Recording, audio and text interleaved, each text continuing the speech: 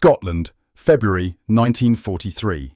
Corporal Thomas Ashford entered the medical inspection facility at Camp 21 near Inverness, expecting routine health assessments. The Highland air hung thick with peat smoke and February drizzle, while 89 Italian prisoners waited inside, silent as carved stone, their faces pale as winter fog. He had examined thousands of servicemen before, RAF pilots, Royal Navy sailors, wounded infantry from North Africa. But when the first prisoner removed his standard-issue camp jacket and Ashford saw the pattern of bruises across his back, Ashford's stethoscope clattered to the floor. What he discovered over the next 96 hours would haunt him for the rest of his life, force him to confront the camp commandant with evidence of systematic abuse, and ultimately transform prisoner treatment protocols across the entire British POW system. The war in North Africa had intensified 3 months earlier. Montgomery pushed west through Libya. Newspapers celebrated victories at El Alamein. Radio broadcasts proclaimed the tide turning against the Axis. But at Camp 21, in the Scottish Highlands far from any battlefield, the war's brutality had taken a different form, one that violated every principle of the Geneva Convention and everything Britain claimed to stand for. The prisoners came from the 10th Italian Army. They had surrendered during the Desert Campaign, been transported across the Mediterranean, processed through holding facilities, and finally sent north to permanent detention camps. Most were between 20 and 38. Military administrators called them enemy combatants. The Geneva Convention called them protected persons entitled to humane treatment. The guards called them something else entirely, and that difference would prove catastrophic. Ashford had been a factory medic before the war, treating industrial injuries in the shipyards of Glasgow. He knew trauma when he saw it. He knew fractures, lacerations, the physical markers of violence. But nothing in his 8 years treating dock workers and welders had prepared him for what waited inside that facility. The building itself was standard military conversion, a former sheep barn with whitewashed walls, rows of examination stations separated by canvas screens, windows high enough to prevent observation from outside. The air inside smelled of antiseptic and something else Ashford could not immediately identify, something acrid and wrong that made his jaw clench. Private Douglas MacLeod, assigned to administrative support for medical operations, stood near the entrance. He had been working at the camp for 6 weeks, processing paperwork and maintaining medical records. His face was expressionless, carefully neutral, but Ashford recognized the tension in his shoulders, the posture of someone who had seen something disturbing and didn't know what to do about it.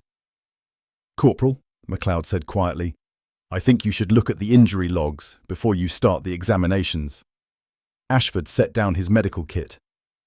Outside, a guard shouted orders in that particular tone of contempt that turned simple commands into insults, all casual cruelty and unchecked authority. Inside, 89 men sat or stood in formation, their eyes tracking every movement with the wariness of animals that had learned to anticipate violence. "How bad is it?" Ashford asked. MacLeod handed him a clipboard. His handwriting was precise, methodical, but Ashford could read the concern bleeding through the clinical entries. Unexplained contusions in 73 cases, fractured ribs in 12, lacerations requiring sutures in 18, burns from cigarettes or hot metal in 9, and a pattern, injuries consistently attributed to accidents during work details or falls, or altercations between prisoners. "That's not all," MacLeod added, his voice dropping lower. "Corporal, the injuries are getting worse, more frequent. The prisoners won't say what's happening. They're terrified. But the pattern is clear if you look at it chronologically. This started about 4 weeks ago, and it's escalating." Ashford felt something cold settle in his stomach. Standard protocol required medical documentation of all prisoner injuries. The Geneva Convention mandated humane treatment, adequate food, protection from violence. British policy emphasised proper handling of POWs, partly from humanitarian obligation, partly from practical concern that mistreatment of Axis prisoners would justify German mistreatment of captured British soldiers. Instead, nearly every prisoner in this camp showed signs of systematic abuse that was being documented as accidents and systematically ignored. He looked across the facility. Some of the prisoners met his gaze with expressions that mixed hope and fear. Hope that this new medic might be different. Fear of what would happen if they said anything. Others stared at the floor, their faces blank as empty canvas, already resigned to whatever came next. Ashford approached the first prisoner. The man was perhaps 25, with dark hair cut military short and hands that trembled slightly as he removed his jacket. His name, according to the intake card, was Giuseppe Rossi. Private, 132nd Armoured Division, captured December 14th near Benghazi. "My name is Corporal Ashford," he said in halting Italian, the language he had learned from an Italian immigrant family who lived next door to his childhood home in Glasgow. "I'm a medic. I need to examine you to check your health status. Do you understand?" Rossi nodded. His eyes were brown, ringed with exhaustion and something deeper than fatigue. When Ashford asked him to remove his shirt, he did so slowly, wincing with each movement as if his ribs hurt. When the shirt came off, Ashford saw bruises covering Rossi's torso like a topographical map of violence, purple and yellow contusions across his ribs, linear marks across his back consistent with strikes from a rod or baton, burns on his shoulders that looked like cigarette marks, fresh injuries layered over older ones that had partially healed, creating a chronology of abuse written on skin. Ashford forced himself to maintain professional composure. "How did you get these injuries?" Rossi looked at the floor. "I fell," he said quietly. "During work detail. I am clumsy." "These burns," Ashford said, pointing to the cigarette marks. "You fell onto cigarettes." Rossi said nothing. His jaw tightened, his hands clenched. But he maintained the fiction because prisoners learned quickly that truth had consequences worse than lies. Ashford listened to his heartbeat, elevated, indicating stress or pain. He palpated the ribs and found 3 that were fractured, healing incorrectly without proper medical care. He examined the burns and found signs of infection that should have been treated days earlier. He documented everything with clinical precision, noting the inconsistency between injuries and official explanations. "Who did this to you?" Ashford asked quietly. Rossi looked up, meeting his eyes for just a moment. In that moment, Ashford saw fear so profound it transcended language. Then Rossi looked away. "I fell," he repeated. "I am clumsy. That is all." Ashford moved to the next prisoner, then the next. By evening, he had examined 31 men. The pattern was consistent and damning. Every prisoner showed signs of physical abuse. Every prisoner attributed injuries to accidents or their own clumsiness. Every prisoner's fear was palpable, visible, undeniable. And every prisoner's medical record showed a history of increasingly severe injuries attributed to increasingly implausible accidents. One man had cigarette burns arranged in a pattern that spelled out a word in English, a word Ashford recognized as a slur. Another had fractures in both hands, consistent with being struck by something heavy and blunt. A third had lacerations across his back that were clearly whip marks, though the official record listed them as cuts from barbed wire during fence repair. Ashford stopped at the 40th examination and walked outside. The Scottish evening stretched across the highlands, turning everything purple and grey, painting shadows across mountains that looked ancient and indifferent to human cruelty. He stood there for several minutes, breathing deep, trying to steady himself against what he was seeing and what it meant about the institution he served.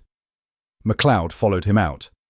He held 2 cups of tea, both steaming despite the February cold. He handed one to Ashford without speaking.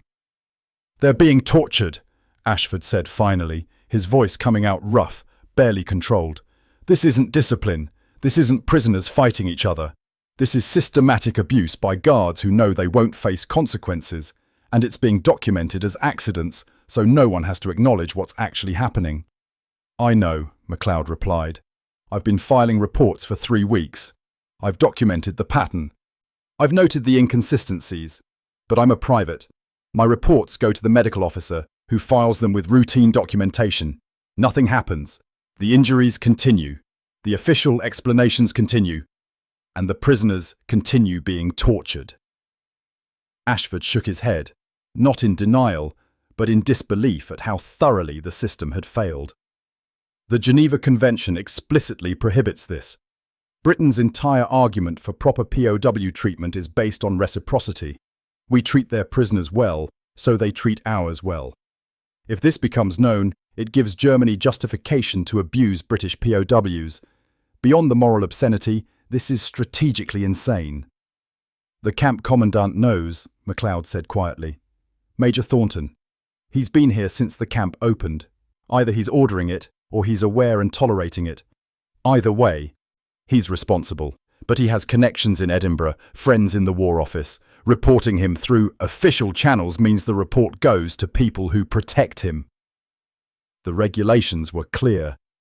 Medical personnel documented prisoner health, reported Geneva Convention violations, ensured proper treatment. But medical reports went through the chain of command, which meant reporting abuse to the very people who were either perpetrating it or protecting the perpetrators. The system was designed to handle honest mistakes and minor infractions, not systematic torture by staff who believed their actions would never face consequences. But Ashford had not become a medic to document atrocities while doing nothing to stop them. He had become a medic because his father had died in a factory accident in 1929, crushed by machinery that lacked basic safety equipment, killed by negligence that everyone knew about, but no one stopped because workers were expendable and management was protected. He had watched his mother's grief, felt utterly powerless at age 13 to do anything about injustice, and sworn that he would never again be complicit in preventable suffering by remaining silent when he had evidence and voice. That night, Ashford filed an emergency medical report with the camp's senior medical officer. He outlined the injuries in clinical detail, emphasized the pattern of systematic abuse, noted the impossibility of the official accident explanations. He requested immediate investigation by external military police, suspension of guards pending inquiry, and medical evacuation of the most severely injured prisoners. The response came back within 12 hours. Request denied. The injuries had been investigated and determined to be accidental. Medical treatment would continue at the camp facility. No external investigation was warranted. Ashford was reminded that his role was medical documentation, not criminal investigation, and that making unfounded accusations against camp staff could constitute insubordination subject to court-martial. Ashford read the response twice, his hands shaking with each pass. Then he folded the paper, placed it in his locker, and made a decision that would either save lives or destroy his career. He spent the next 2 days conducting the most comprehensive medical assessment any British medic had ever attempted in a POW camp. He examined all 89 prisoners. He photographed every injury with a camera he borrowed from the camp photographer, telling the man he needed documentation for medical records. He recorded detailed statements from prisoners who were willing to speak, carefully, privately, ensuring guards could not observe or overhear. He documented the chronology of injuries, showing how they escalated in severity and frequency over the past month. He cross-referenced injury patterns with guard duty rosters, identifying which guards were present when specific injuries occurred. MacLeod assisted, working through nights to compile data, organize documentation, create statistical analysis showing that the accident rate in Camp 21 was 847% higher than comparable POW facilities. A signals corporal named James Petrie, who had been horrified by what he'd overheard guards discussing, provided copies of internal camp communications that referenced discipline measures and attitude adjustment procedures that weren't part of any official protocol. On the third day, Ashford compiled everything into a single 39-page report. He included medical assessments, photographs that showed injuries inconsistent with accidents, prisoner testimonies, statistical analysis, and documentation proving systematic abuse by identifiable guards operating with command knowledge or approval. He titled it, Evidence of Geneva Convention Violations and Systematic Prisoner Abuse at Camp 21, Scotland. Then he did something that violated every military protocol. He bypassed the entire camp command structure.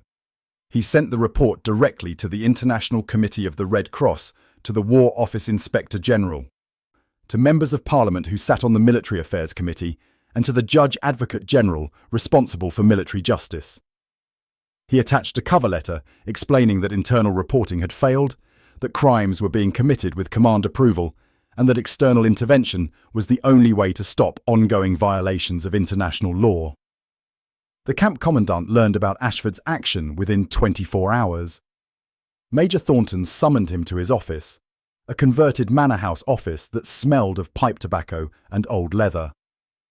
Thornton sat behind a desk covered in administrative documents, his face weathered from 20 years of military service, his eyes hard with the kind of fury that came from subordinates who threatened his authority. "Corporal Ashford," Thornton began, his voice carrying barely contained rage.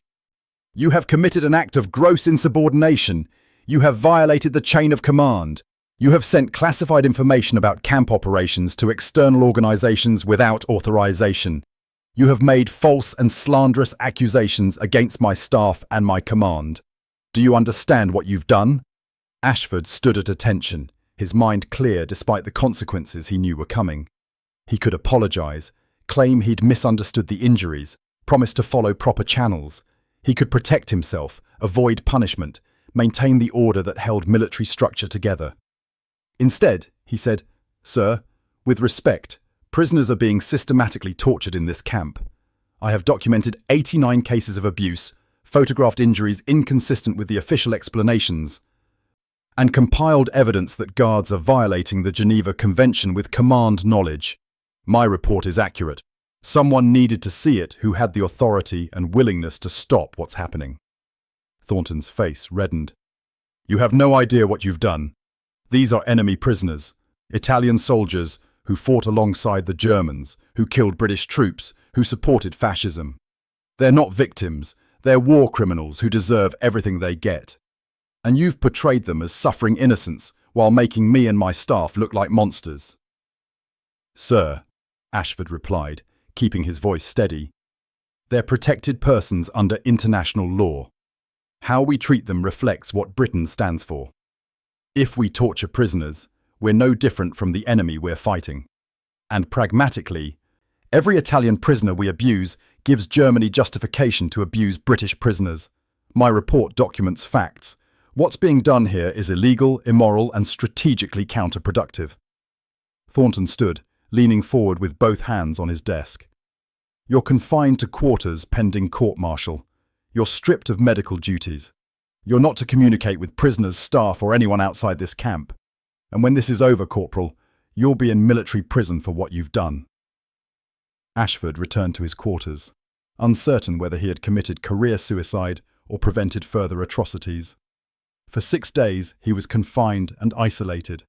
He heard nothing about the report, nothing about investigations, nothing about whether his evidence had reached anyone who cared. Then, on February 18th, 3 Red Cross officials arrived from Geneva, accompanied by a military police colonel from London and 2 investigators from the Judge Advocate General's office. They spent 4 days at the camp, examining prisoners, interviewing staff, reviewing documentation, conducting independent medical assessments. They verified everything. On February the 22nd, Major Thornton was relieved of command and placed under arrest pending court-martial.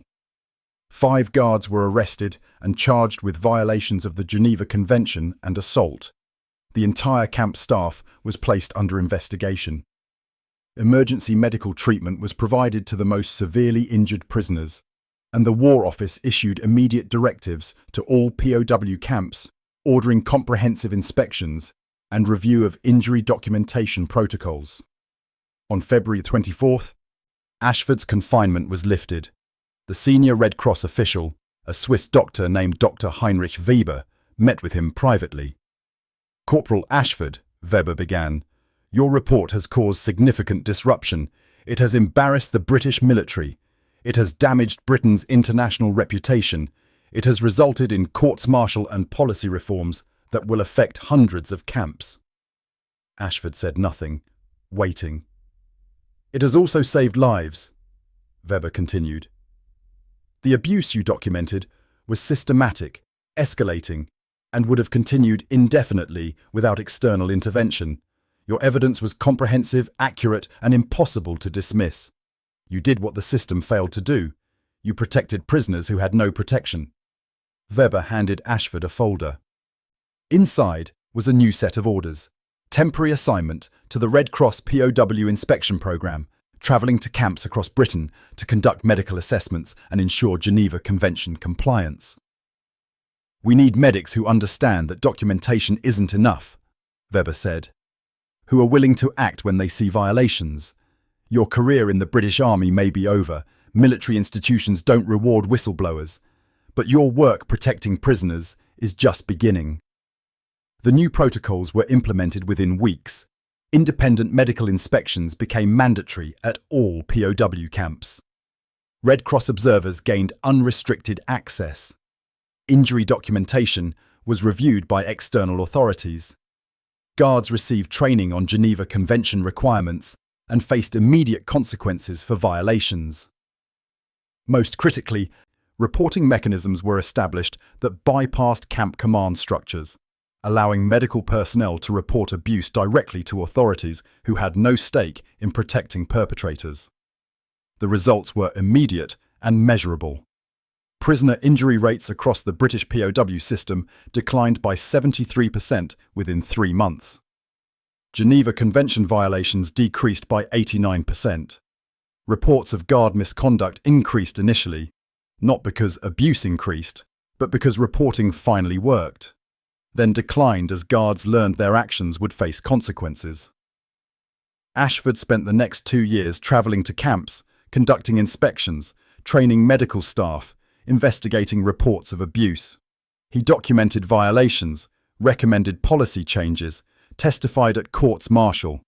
He became the person who made camp commandants nervous and prisoners hopeful. The medic whose arrival meant someone would finally look honestly at what was happening. But it was the individual stories that stayed with him. Giuseppe Rossi, the first prisoner he'd examined, recovered from his injuries and was eventually repatriated to Italy in 1946. He became a school teacher in Naples, teaching children about the war and the importance of international law.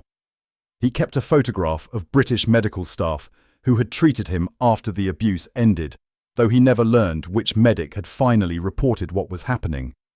Another prisoner, Marco Benedetti, who had cigarette burns that spelled a slur, survived and immigrated to Scotland after the war. He opened a restaurant in Glasgow, hired British veterans, and became known for treating everyone with dignity, regardless of their background. He never spoke publicly about his time at Camp 21, but he never forgot that someone had finally documented the truth. A third prisoner, Antonio Ferrara, whose hands had been broken by guards, received surgery that restored partial function. He returned to Italy, became an advocate for POW rights, and worked with international organizations to strengthen Geneva Convention enforcement. He testified at war crimes tribunals about the importance of protection mechanisms for prisoners who couldn't protect themselves. One evening, in March 1944, Ashford sat in a Red Cross office in London reviewing inspection reports from camps across Britain. MacLeod had been reassigned to the inspection programme and they worked together travelling between facilities. MacLeod brought 2 cups of tea and they sat in comfortable silence, processing another day of documentation and assessment. "Do you ever regret it?" MacLeod asked. "Sending that report, ending your military career, becoming persona non grata with command?" Ashford thought about Rossi's bruises, about the 89 prisoners at Camp 21, about the hundreds of others whose abuse had ended because one report had forced systemic change.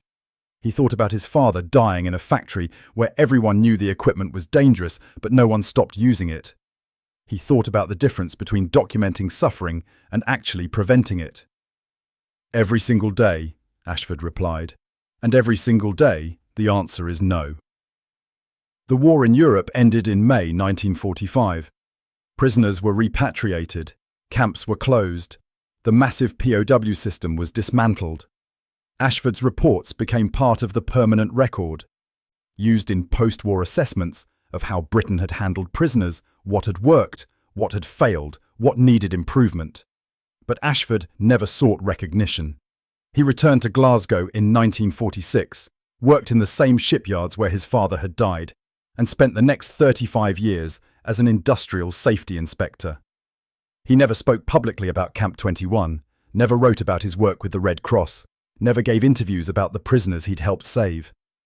In his office, barely visible unless you knew to look, he kept a photograph. 89 men standing in front of a medical facility, their faces showing the first hints of healing, their eyes carrying something that might have been relief.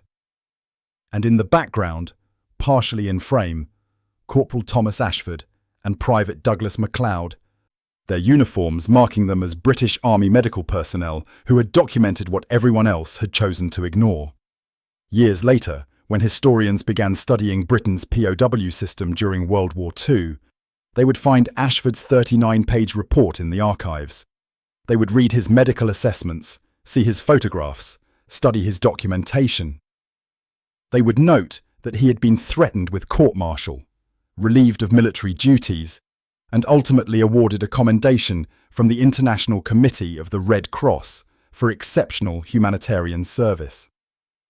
But the records could not capture what Ashford himself understood, that the 89 prisoners at Camp 21 represented something larger than individual cases of abuse. They represented a test of whether Britain's stated values, rule of law, humane treatment, Geneva Convention compliance, were genuine commitments or convenient propaganda. Whether protection of prisoner rights mattered when no one was watching, when prisoners were enemy nationals, when maintaining institutional reputation required ignoring institutional crimes. In Scotland, they had been prisoners who could be abused with impunity because they had no voice and no protection. In Ashford's documentation, they became evidence of systematic violations that could not be ignored or explained away. And in the policy reforms that followed, they became the reason Britain strengthened its POW protection systems, ensuring that medical personnel could report abuse without fear, that external oversight prevented command-level cover-ups, that prisoners had genuine protection under international law. Giuseppe Rossi lived until 1987. He taught 3 generations of Italian students about the war, about fascism's horrors, about the importance of international humanitarian law. He never forgot the British medic whose arrival at Camp 21 had coincided with the end of his torture, though he never knew it was the medic's report that had changed everything. Marco Benedetti's restaurant in Glasgow became an institution, known for excellent food and the owner who treated everyone with unfailing courtesy. He hired dozens of young people over the years, taught them his recipes and his philosophy. Everyone deserves dignity, no exceptions. Antonio Ferrara's advocacy work influenced Geneva Convention reforms in the 1950s and 1960s. He helped establish stronger enforcement mechanisms, better oversight, clearer consequences for violations. He often said that effective law required both good rules and people willing to risk consequences to enforce them when systems failed. They lived lives their survival had made possible. They raised families, built careers, contributed to communities. They remembered a moment when someone had documented their suffering and taken action, though most never learnt the name of the medic whose report had ended their torture. Ashford died in 1981 at age 69, in the same Glasgow neighbourhood where his father had died in that factory accident. His obituary mentioned his military service, his Red Cross work, his long career in industrial safety. It did not mention Camp 21 or the 39-page report or the estimated 2,000 prisoners whose treatment improved because of policy reforms his documentation had forced. But at his funeral, 12 men attended. They had travelled from Italy, their faces lined with age, their accents still thick despite decades of peace. They stood together at the graveside, said nothing in English, but whispered in Italian, and placed 89 white roses on the casket, one for each prisoner he had examined in February 1943, one for each man whose suffering he had documented and whose torture had ended because he refused to remain silent. The other mourners did not understand the gesture. Ashford's children asked who the men were, what connection they had. But Ashford's wife, who had heard the story late one night many years earlier, simply smiled and said they were people whose lives her husband had protected. It was, she knew, the most profound understatement she would ever make. In Scotland in February 1943, Corporal Thomas Ashford had seen prisoners suffering and made a choice. Not because it would be rewarded, not because it would advance his career, not because it was safe or easy, but because he understood that some obligations transcended everything else, including rank, including orders, including the institutional pressure to maintain convenient fictions about what was happening in Britain's name. 89 prisoners. One report. One medic who understood that the measure of civilization is not what we claim to believe, but what we do when our stated principles conflict with institutional convenience and career preservation. The Scottish evening fell over the Highlands, casting long shadows across ancient mountains. Inside the medical facility at Camp 21, prisoners slept peacefully for the first time in weeks, knowing someone had finally documented the truth. Outside, Corporal Ashford sat with Private MacLeod, drinking tea and knowing he had violated every military protocol and that he would do it all again without hesitation. Because some truths are worth telling, even when telling them means becoming the enemy of the institution you serve. And because sometimes the most important battle in war is the one you fight to ensure your own side remains worthy of the principles it claims to defend. 89 roses, 89 lives protected. One report that changed everything.